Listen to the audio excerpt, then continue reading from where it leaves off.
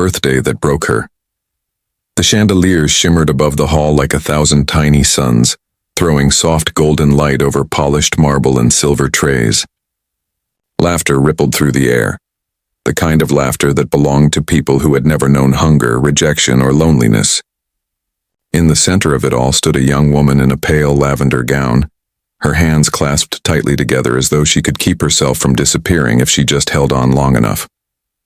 Her name was Selena Hart, and tonight was her 18th birthday, a night that was supposed to mean something. A night that should have been filled with warmth, love, and the kind of attention every daughter dreams of. But as she stood at the edge of the room, unnoticed and forgotten, Selena realized this was not her celebration. This was her humiliation dressed in glitter and glass. Her father, Richard Hart, stood surrounded by men in expensive suits and women dripping in jewels, discussing numbers and business deals as though his daughter's milestone was nothing more than a convenient excuse to entertain investors. His voice boomed with pride, not for Selena but for his growing empire, for the contracts signed, and for the company he had built from steel and cold ambition. Every smile he gave that night was measured, every word rehearsed, but not one of them was meant for his daughter. From across the room, Lydia, Selena's stepmother, stood with her champagne glass held just so, her expression composed in that perfect balance of elegance and disdain. She had been beautiful once before her bitterness aged her eyes, but now she wore her cruelty like an accessory. Beside her, Clara, Selena's stepsister, radiated the kind of confidence that only comes from being constantly told you're perfect. Her crimson dress glittered under the lights as she laughed with a circle of admirers, her voice sweet but sharp, like the ring of crystal before it shatters. Selena's dress, chosen by Lydia herself, was deliberately understated. Soft lavender with no embellishments, no shimmer, no statement. "You have a quiet kind of beauty," Lydia had said that morning, her tone carefully measured. "Let's keep it that way." Selena had wanted to protest, but she knew better. Every time she tried to assert herself, it ended the same way, with mocking smiles, condescending words, and that suffocating reminder that she wasn't the daughter Richard had wanted. She was the leftover from a marriage he barely acknowledged anymore. She tried to smile, to look composed, to seem grateful for the party that was supposed to be hers but wasn't. Her friends from school hadn't even been invited. Instead, the guest list was filled with people who didn't know her, people who called her by the wrong name or forgot she existed at all. Every few minutes, someone would glance at her, whisper something, and look away again. She wasn't sure what hurt more, their indifference or their pity. As the night deepened, Richard raised his hand for silence. The chatter faded and the orchestra paused. Selena's heart quickened. Maybe now he would finally see her, finally acknowledge her.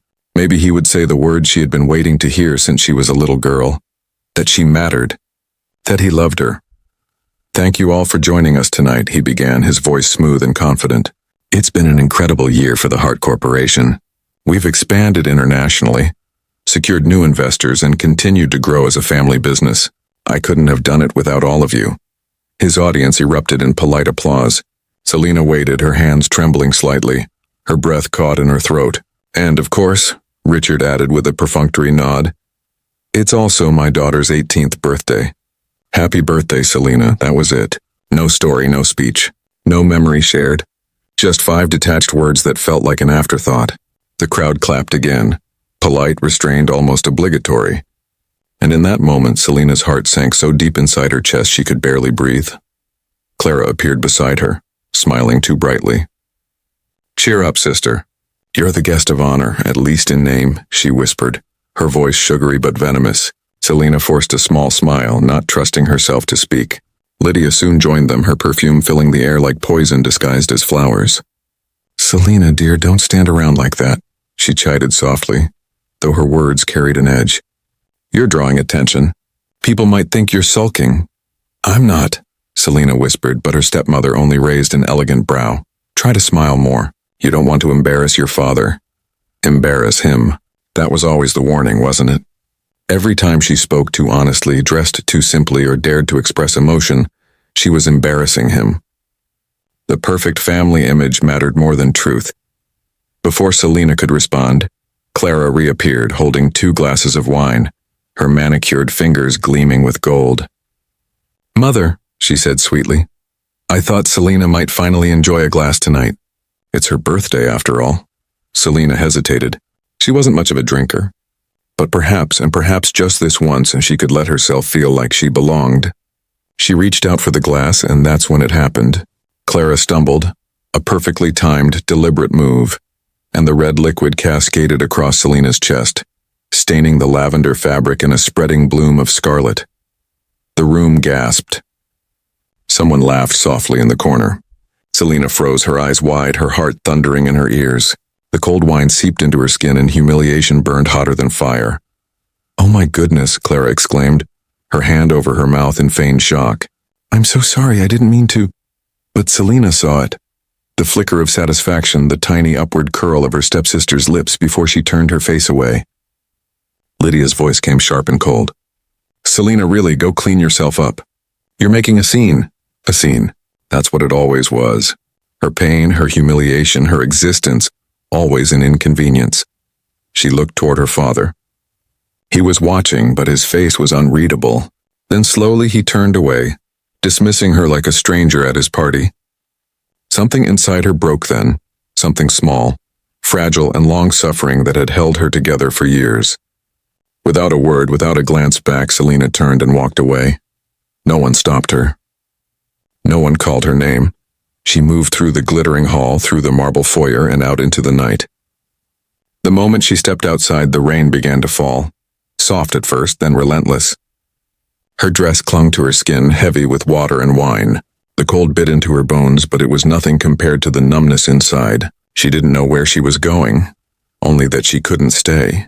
Not another minute, not another breath in that house of ghosts. She ran. Down the long driveway, past the iron gates, into streets that grew narrower and darker as the city lights faded behind her. Her shoes slipped on wet pavement, and once she nearly fell, but she caught herself on a railing, gasping. Her hair was soaked, her mascara streaked, her body trembling. Yet she kept going, because for the first time there was no one left to pretend for. By the time she reached the edge of a small public park, her legs gave out. She stumbled to a bench under a leafless tree and collapsed, breathless, shaking, drenched in both rain and tears. The world around her was silent except for the soft patter of water and the distant hum of traffic. She buried her face in her hands and cried. Not the quiet, restrained crying she had mastered over the years, but deep, aching sobs that came from the core of her being. Years of rejection, loneliness, and the desperate hunger to be seen all pouring out at once. For 18 years, she had tried to earn love. Tried to smile when it hurt. Tried to be grateful when she was ignored. But no matter how kind, how patient, how invisible she became, it was never enough. She would never be enough. She didn't hear the car approach until the headlights spilled across the bench, turning the raindrops into diamonds. The engine cut off, and for a moment she froze, her heart pounding with fear. Then came the sound of a door opening, followed by footsteps. Firm, steady, deliberate. "Are you all right?" The voice was deep, calm, touched with concern. She looked up through blurred vision to see a tall man standing a few feet away. He was soaked too. Dark hair plastered against his forehead, his expensive suit glistening with rain. His eyes caught hers. Gray, clear, and strangely kind. "I'm fine," she lied, though her voice cracked halfway through. He took a step closer, his tone gentle. "You're sitting in the rain, crying in a ruined dress? That doesn't look fine to me." Selena swallowed hard and looked away. "Please just leave me alone." He didn't move. Instead, he shrugged off his jacket and held it out toward her. "At least take this. You'll get sick." She stared at the jacket, then at him. Every instinct told her to refuse, to mistrust, to protect herself. But something about his expression softened the edges of her fear. He wasn't intruding. He was offering.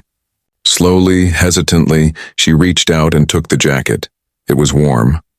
It smelled faintly of rain and expensive cologne, but also of safety. Something she hadn't felt in years. She wrapped it around her shoulders, her fingers trembling. "Thank you," she whispered. He nodded, his eyes still on her. "Bad night?" Selena gave a broken laugh. You could say that. He didn't press. He just stood there for a while, letting the rain fall around them. Then he said softly, "There's a cafe 2 blocks from here. It's warm. We can sit there, get you dry.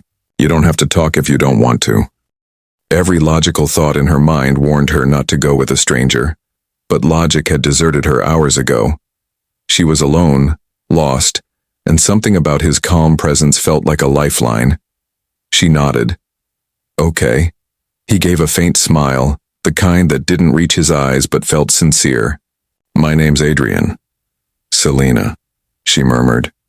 Nice to meet you, Selena, he said quietly. Let's get you out of the rain. And as they walked through the storm together, Selena didn't know that this night, the night she thought had destroyed her, was the night that would change her life forever. The spark that changed everything. The rain had stopped by the time Zoya reached the outskirts of the city. The streets were slick and shining under the faint yellow glow of the lamps, and the reflection of her torn scarf in a puddle looked like a ghost of the girl she used to be. Her shoes were soaked, her hair stuck to her face, and her hands trembled from both the cold and the weight of everything she had just left behind. Every step she took away from that house felt like breaking a chain that had been choking her for years. The echoes of her mother's words, "You're nothing without us," still stung her heart, but for the first time she didn't turn back. Somewhere deep inside she whispered to herself, "If I am nothing, then I'll become something on my own." She found shelter under an old bus stop, the kind that smelled of rust and forgotten dreams. A few people passed her by, some glancing with pity, others too lost in their own lives to care. But Zoya didn't expect kindness from strangers. She had already learned that the world didn't stop to comfort the broken. She hugged her knees close, trying to silence the storm in her chest. For a moment she thought of giving up, of walking back, apologizing, and swallowing her pride. But then she remembered the look in her father's eyes when he told her she was a burden. That memory hardened her resolve like steel being forged in fire. Hours passed. The first rays of dawn began to pierce the horizon, painting the sky in shades of soft gold and lavender. Zoya stood up, her body aching, but her heart oddly calm. She didn't know where she was going, but she knew she had to move. The city woke slowly around her, vendors setting up carts, buses rumbling through the narrow roads, the scent of chai and freshly baked bread filling the air. She followed the aroma, clutching the last few coins she had in her pocket. When she reached a small tea stall, the shopkeeper, an old man with kind eyes, noticed her trembling hands and offered her a steaming cup. "You look like you fought a battle," he said quietly. Zoya gave a faint smile. "Maybe I lost one," she replied, her voice hoarse. The man chuckled. "Losing one battle doesn't mean the war is over, Betty. Sometimes walking away is how we start winning." Those simple words struck her deeper than he could have imagined. For the first time in what felt like forever, someone spoke to her not with judgment, but with kindness. She sipped the tea slowly, feeling its warmth seep into her chest, melting a bit of the fear that had frozen her heart. That morning she began her search for work. She asked at shops, cafes, even a small library, but everywhere the answer was the same: no experience, no job. Her neat handwriting and polite manners didn't matter. The world didn't care for girls without references or a home address. Still, she didn't give up. Each rejection made her spine a little straighter, her voice a little firmer. When one woman sneered and said, "You should try marriage instead of a job," Zoya simply smiled and said, "I've already married enough pain for one lifetime." By evening, exhaustion pulled at her every muscle. Her feet ached, her throat burned, but just when despair began to creep in again, fate decided to shift. She noticed a crowd gathered outside a small office building, and curiosity made her step closer. A banner read "Art Exhibition Submissions Looking for Assistance." Her heart skipped. She had always loved sketching. Ever since she was a child, hiding from her family's shouting, she had drawn faces on scraps of paper, pouring emotions she could never say aloud. It wasn't a job she had experience in, but something inside her urged her to walk through that door. Inside, the air smelled of paint, varnish, and the faintest hint of jasmine perfume. Dozens of canvases leaned against the walls, some abstract, some breathtakingly real. Behind a desk sat a tall man in his late 30s, his eyes sharp yet kind. His suit was crisp, his watch elegant, But what stood out most was the way he looked at every person, not with superiority, but with quiet observation. When Zoya approached, clutching her bag nervously, he looked up from his notes. "Yes? Can I help you?" His tone was neutral, businesslike. "I saw the sign outside," she said softly. "I'd like to apply for the assistant position. I don't have a degree, but I can learn quickly. I love art." He studied her face for a moment, then glanced at her hands. They were calloused, ink-stained from old sketches she used to draw with broken pencils. Something in his gaze softened. "Do you have any samples of your work?" Zoya hesitated, then pulled out a small sketchbook. Worn, edges frayed. It contained her most private world, drawings of faces she remembered, scenes of moments that broke or healed her. He flipped through it silently, page after page, and by the time he reached the last one, a portrait of a little girl sitting under a stormy sky, his expression had changed completely. "What's your name?" he asked quietly. "Zoya," she replied. "Well, Zoya," he said, closing the sketchbook gently. "You start tomorrow, 8 a.m. sharp." For a second, she thought she misheard him. I got the job?" "Yes," he said, smiling faintly. "And for what it's worth, you have more soul in your art than half the people who've studied it for years." Zoya walked out of that building with tears streaming down her face. Not tears of sadness this time, but of gratitude. That night, as she sat beneath the same bus stop that had once sheltered her pain, she looked up at the stars and whispered, "Maybe God doesn't answer quickly, but he never forgets those who keep walking." The light behind the canvas. The next morning the city looked different to Zoya. The same streets that had felt cold and merciless only a day ago now seemed to hum with quiet possibility. The buses still roared, the vendors still shouted, and the world still moved at its relentless pace, but inside her something had shifted. For the first time in years she had somewhere to be, something to wake up for. She had a purpose. She wore her only clean dress, a faded blue one that still smelled faintly of detergent, tied her hair neatly, and walked toward the art studio with trembling anticipation. Each step felt like a promise she was making to her future self, that no matter how hard it got, she would never go back to the version of herself that lived only to please others. When she arrived, the man from yesterday, Mr. Rehan Malik, as she learned, was already there. He was arranging canvases along the walls, his sleeves rolled up, a hint of paint on his wrist. He didn't look like the kind of millionaire one read about in stories.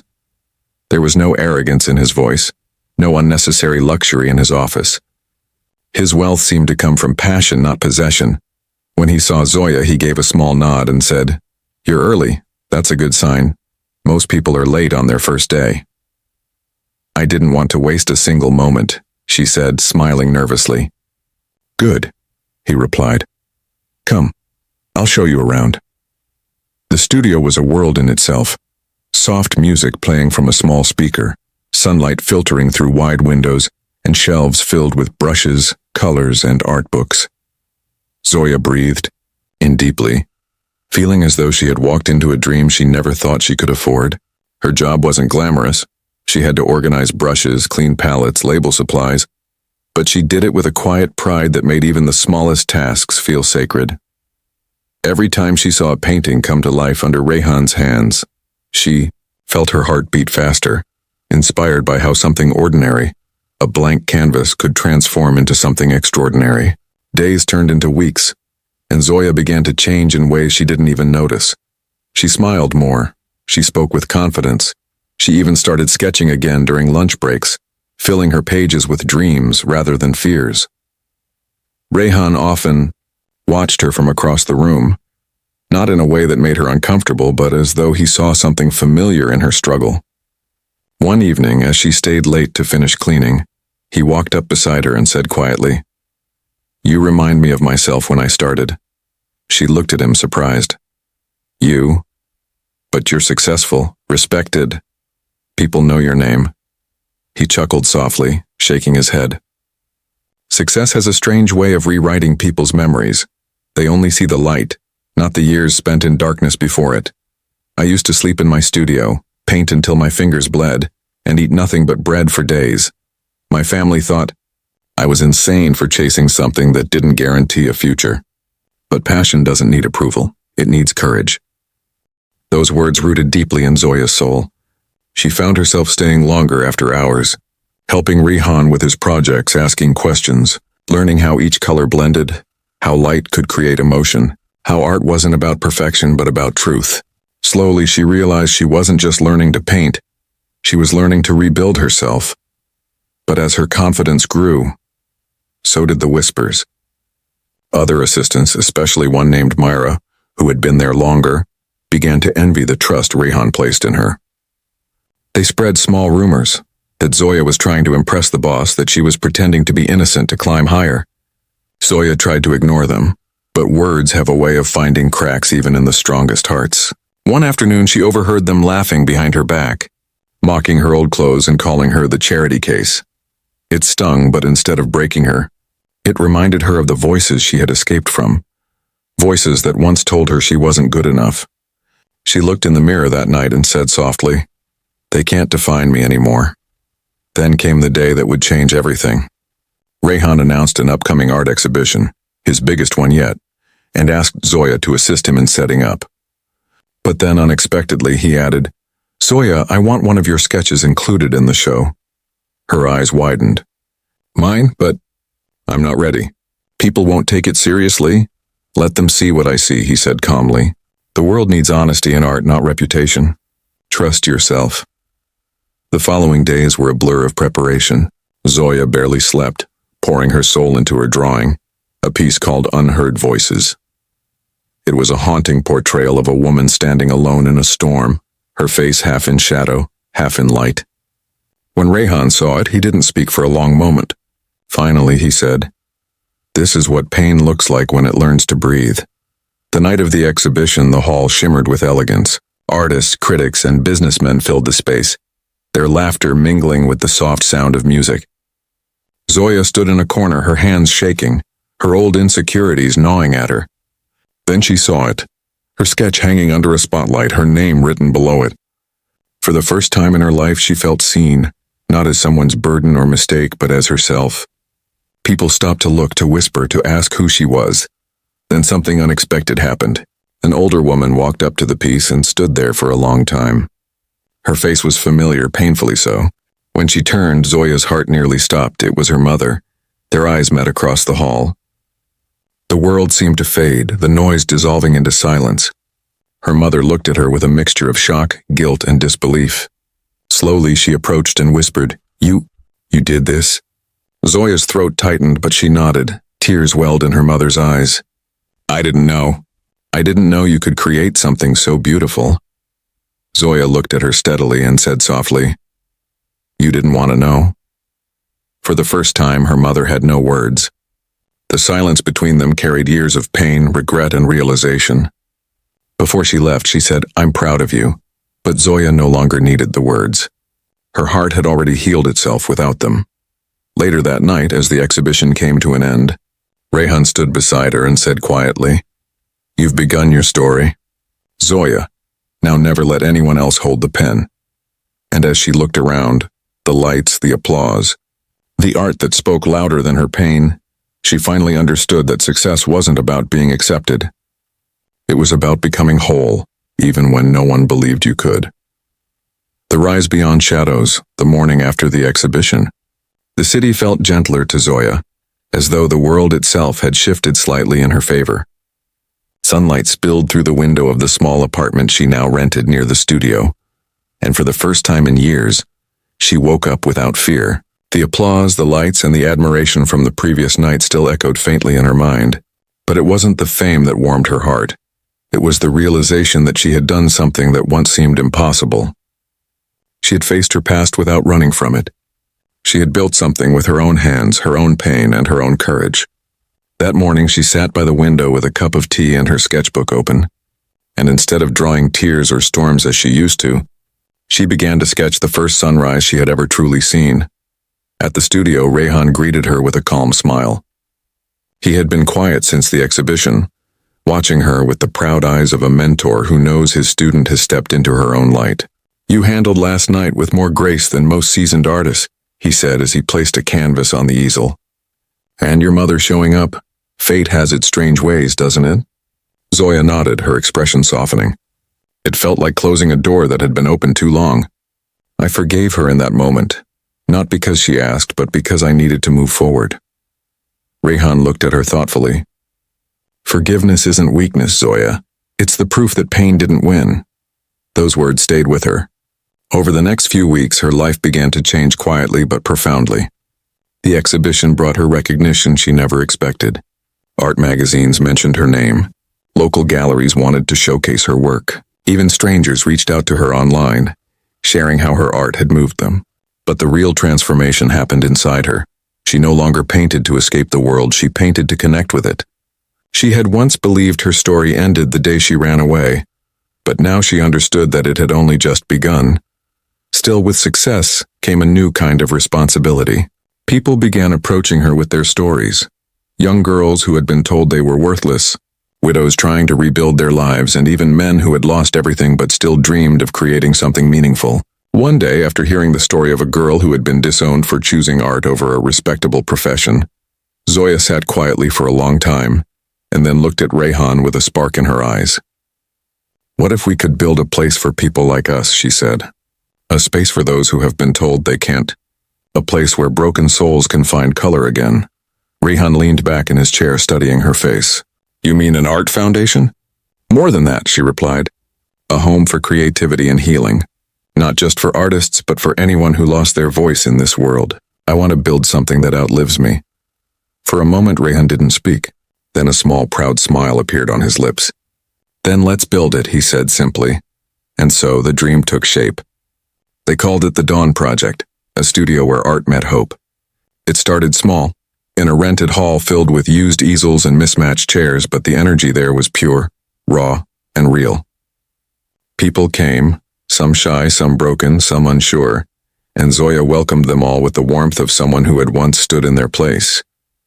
She taught them not just how to draw or paint, but how to breathe again, how to believe in themselves when no one else did. Her voice carried quiet power, the kind that came from surviving.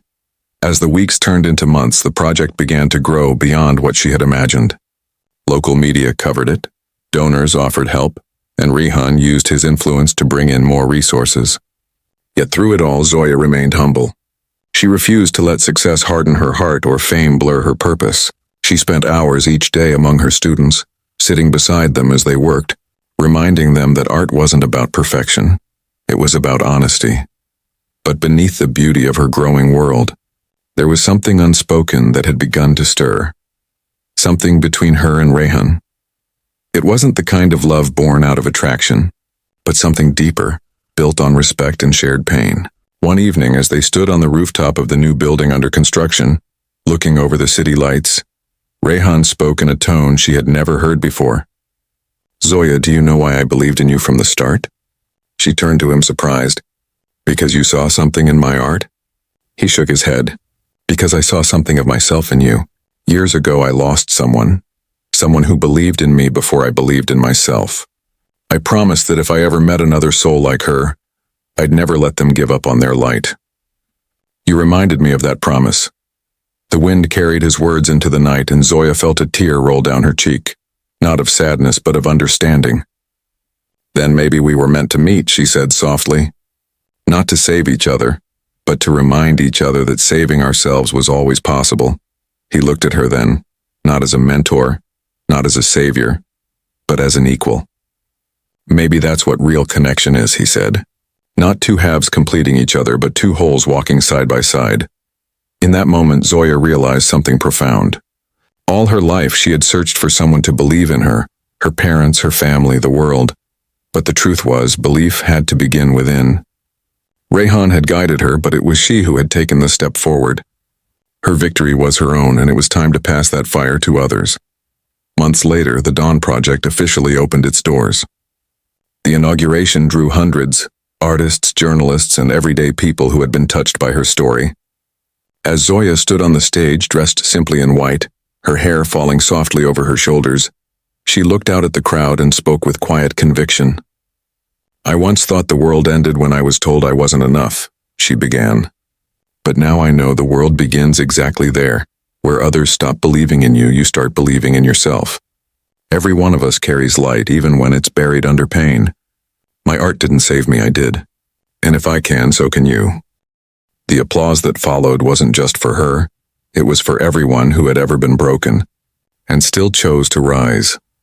That night, after the crowd dispersed, Zoya stood outside under the stars, looking up at the same sky she had once cried beneath when she had nothing. Only now she smiled. The darkness no longer frightened her. It reminded her of how far she had come. And as Rayhan joined her quietly, she whispered, "Maybe life was never about escaping pain. Maybe it was about learning to turn it into art." Rayhan smiled softly. "And you, Zoya, have become the finest masterpiece of all." She closed her eyes, feeling the wind brush against her skin, and for the first time, she didn't feel like she was running from her past. She was walking toward her destiny, one that she had painted herself with the colors of courage, forgiveness, and hope. The masterpiece of a life rebuilt years had passed since the day the Dawn Project opened its doors, and the world had changed around it. What began as a small idea born out of pain had grown into something extraordinary. An art sanctuary, a place where lost souls found their voice again, and where silence turned into creation. The walls of the foundation were covered with paintings, poems, sculptures, and photographs, all born from people who had once believed their stories didn't matter. Zoya often walked through those halls in quiet reflection, her fingertips grazing the edges of the frames, as though touching pieces of her own soul scattered across each one. Every story behind those artworks reminded her of where she had once been, cold, broken, and unwanted, and how even the smallest spark of belief had been enough to light the entire path ahead. Her name had become known far beyond the city now. Interviews, articles, and even documentaries spoke of her journey, from a girl abandoned by her own family to a woman who built something that saved hundreds. Yet fame had never been her goal, and she wore it with the same humility she had on her very first day at Rayhan's studio. What she valued most were the people who came through her doors, people with trembling hands and tear-streaked faces who whispered, "I thought I was the only one." To them, she would smile and say, "You're not alone. I've been where you are. Sit down. Let's begin." Rayhan remained her closest friend and partner in the foundation. Together they had created not just a place, but a movement, a reminder that art could heal wounds deeper than words ever could. Yet over time, Zoya began to notice the quiet weariness in his eyes, the way he sometimes stopped mid-sentence to catch his breath, the lingering cough that refused to leave. One evening, as they sat watching a group of children paint murals on the courtyard walls, Zoya placed a hand gently on his arm and asked, "Rayhan, when was the last time you went for a checkup?" He laughed softly, trying to brush it off. "I'm fine, Zoya, just a little tired. Age doesn't forgive, you know." But she wasn't convinced. There was a heaviness in his smile she couldn't ignore, something that spoke of secrets quietly carried. Days later, she found out the truth. Rayhan was ill far more than he had let on. His doctors had warned him months ago about his heart condition, but he had kept it hidden, unwilling to worry her or slow down the work they were doing together. When she confronted him, her eyes filled with tears and anger. "Why didn't you tell me?" she demanded. "You've been pushing yourself while pretending everything's fine." He looked at her with the same calmness that had always steadied her storms. "Because, Zoya," he said quietly, "I didn't want to spend what's left of my life being treated like a patient. I wanted to live every second creating something that mattered. And I have. We have." The truth shattered her heart, but it also reminded her of the fragility of time, the very thing she had always tried to outrun. Over the following months, as his health declined, she refused to leave his side. Together they continued their work, expanding the foundation into rural towns where creativity had never been nurtured before. They built art programs for children who had lost parents, for women trapped in silence, for men who had been forgotten by society. Zoya poured her energy into ensuring that Rayhan's legacy would outlive both of them. She didn't let grief consume her. She turned it into purpose as she had always done. The last time they painted together, It was on a large canvas titled The Bridge. Rayhan's hands trembled as he held the brush, and Zoya steadied them with her own. "You know," he said between breaths, "this foundation, it was never about saving others. It was about saving ourselves through them." She smiled through her tears. "Then we succeeded." He looked at her then, his eyes tired but peaceful. "Promise me something, Zoya. Promise me you'll keep walking no matter what happens next. Don't stop creating. Don't stop believing." "I promise," she whispered. A week later, Rayhan passed away quietly in his sleep. The world mourned him. A visionary artist, a man whose compassion had changed countless lives. But for Zoya, the loss was deeply personal. It felt as though part of her own soul had been carved away. For days, she couldn't bring herself to paint. The colors seemed too bright, the silence too heavy. But then one evening, as she sat in the empty studio surrounded by his unfinished canvases, she remembered his words. "Don't stop creating." She picked up her brush, dipped it in soft gold, and began to paint. The piece that emerged became her most famous work, The Light That Stayed. It depicted two figures standing side by side beneath a vast sunrise, one fading into the light while the other stood watching, not in sorrow but in gratitude. Critics called it a masterpiece, but for Zoya, it was a conversation between two souls, hers and Rayhan's, a farewell and a promise fulfilled. Years passed, and the Dawn Project flourished. It expanded into different cities, led by artists Zoya had once mentored. She no longer sought recognition, yet her story had become a beacon for dreamers across the world. She was invited to speak at universities, to share her journey with those who had lost faith in themselves. But she always began her speeches with the same words. "Everything you need to become extraordinary is already inside you. The world may try to silence you, but your voice will wait. It will wait until you're brave enough to use it." One evening, much later in her life, as the sun set over the new branch of her foundation built in a village near the sea, Zoya sat by the shore watching the waves. Children laughed nearby, splashing paint on white boards, their giggles echoing against the wind. She smiled softly, feeling the same peace she had longed for all her life. When one of the little girls ran up to her and asked, "Miss Zoya, how did you learn to paint so beautifully?" She replied, "By learning how to live beautifully first." The girl grinned and ran back to her friends, leaving Zoya watching the horizon where the sky met the water. In that vast golden silence, she closed her eyes and whispered a quiet prayer. Not for herself, but for everyone who would one day walk through the doors she had opened. She prayed that they would find their light sooner than she had found hers, that they would not be broken before realizing their worth, and that they would always remember what she had learned through every fall, every tear, and every triumph. That even the most shattered soul can become a masterpiece when touched by the courage to keep going. And as the waves whispered against the shore, and the sky darkened into twilight, Zoya smiled, knowing that somewhere beyond the veil of the world, Rayhan was watching, his presence still lingering in the warmth of the sunset, in the laughter of the children, and in the strokes of every brush that carried the story of survival. Her life, once filled with rejection and pain, had become a testament to what happens when one dares to rise again. Because in the end, Zoya hadn't just painted her destiny, she had created it, stroke by stroke, tear by tear, until it became something eternal.